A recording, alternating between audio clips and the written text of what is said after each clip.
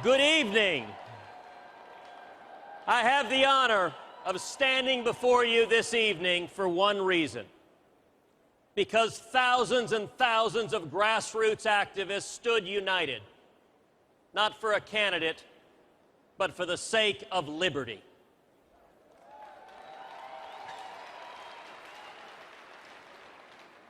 We are seeing something extraordinary, something that has dumbfounded the chattering class. It began in 2010, right here in Florida, in Utah, in Kentucky, and in Pennsylvania. It continued this summer in the state of Indiana, in Nebraska, in Wisconsin, and in the Lone Star State.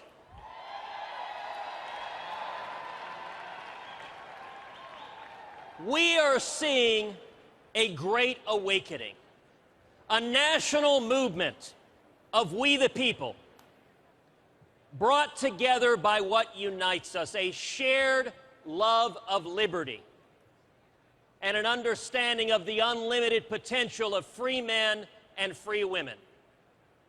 I want to tell you a love story. It's the story of all of us. It's a love story of freedom. It's the story of our founding fathers who fought and bled for freedom and then crafted the most miraculous political document ever conceived, our Constitution.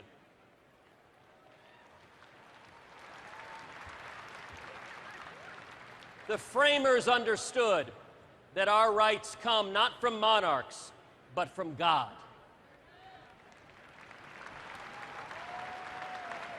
And that those rights are secure only when government power is restrained. It's the story of the brave Texians in the city of Gonzales, when General Santa Anna demanded that they hand over their guns and the cannon that guarded their city. They responded with the immortal cry, "Come and take it."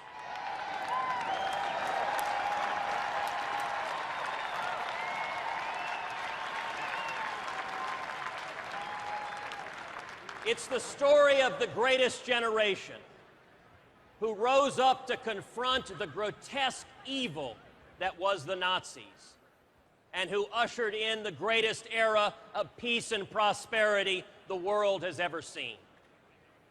It's the story of civil rights pioneers like Dr. Martin Luther King, who stood up to the scourge of discrimination and bravely championed that each of us must be judged not by the color of our skin, but by the content of our character.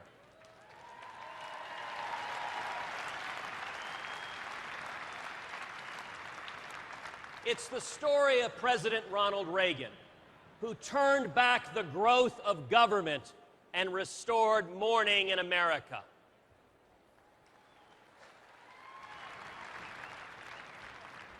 Who stood up against the oppressive evil of communism and demanded, "Mr. Gorbachev, tear down this wall."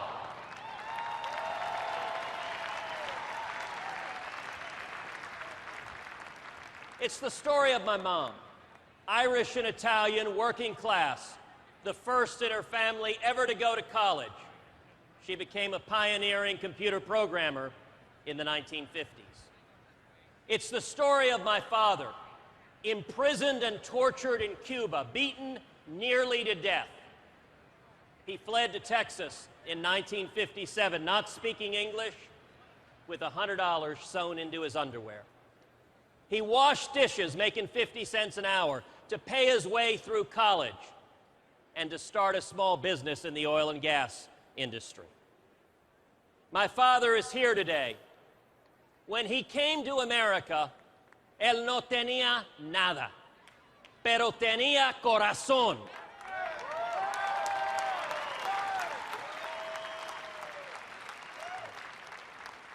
He had nothing, but he had heart, a heart for freedom.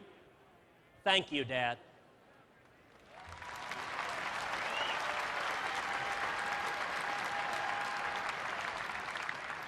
It's the story of each and every one of you. We are all the sons and daughters of those who risked everything for freedom.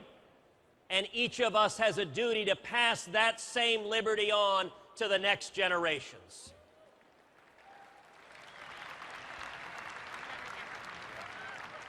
And yet today, many in Washington seem content to saddle our children with a crushing debt and a limited future. We're going broke. But I'm here today with a word of encouragement. Millions of Americans are standing up saying, we want our country back.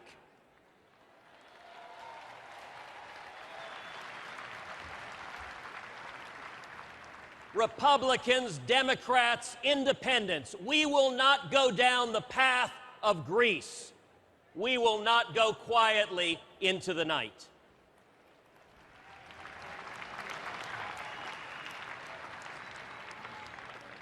President Obama is immensely talented and a man of deep convictions, and yet his economic agenda is perilous indeed.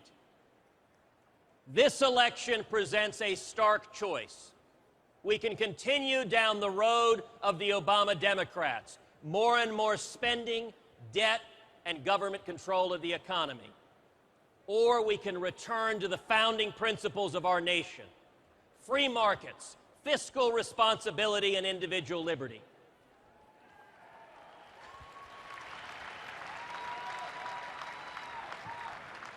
Unfortunately, President Obama's campaign is trying to divide America, to separate us into groups, telling seniors Medicare will be taken away, telling Hispanics that we're not welcome here, and sending the vice president to preach a message of division.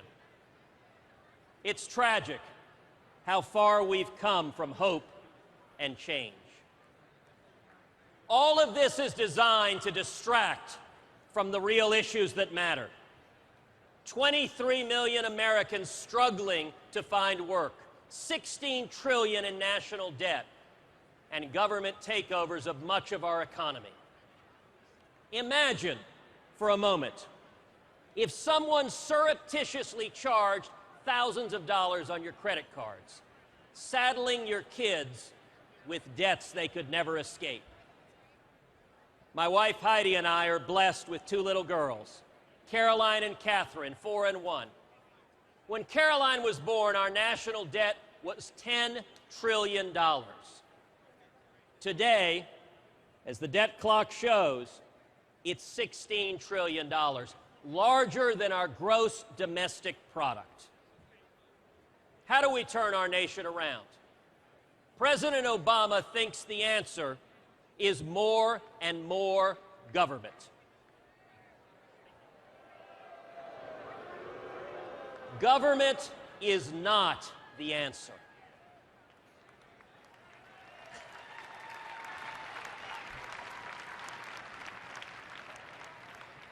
You are not doing anyone a favor by creating dependency, destroying individual responsibility.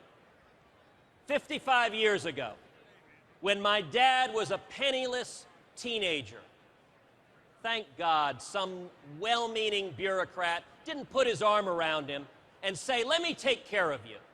Let me give you a government check and make you dependent on government. And by the way, don't bother learning English. That would have been utterly destructive. Instead, my parents worked together to build a small business, to provide for their family, and to chart their own future. That's the American dream. Mitt Romney and Paul Ryan understand that government doesn't create jobs.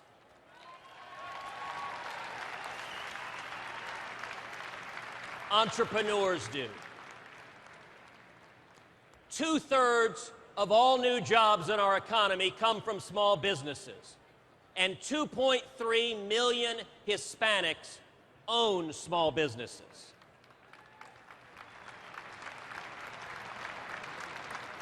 And yet this administration has waged a war on small businesses,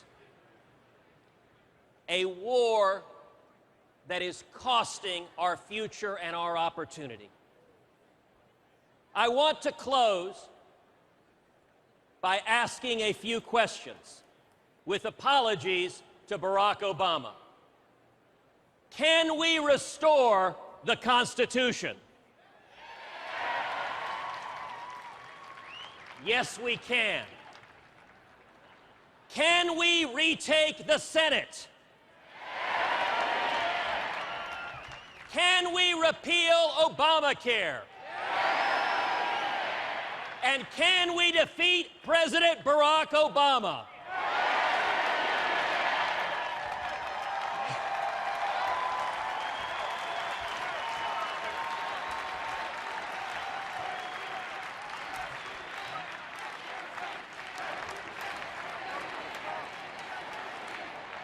Stand together with Mitt Romney and Paul Ryan. Restore the American love story. That, my friends, is change we can believe in. Thank you, and God bless you.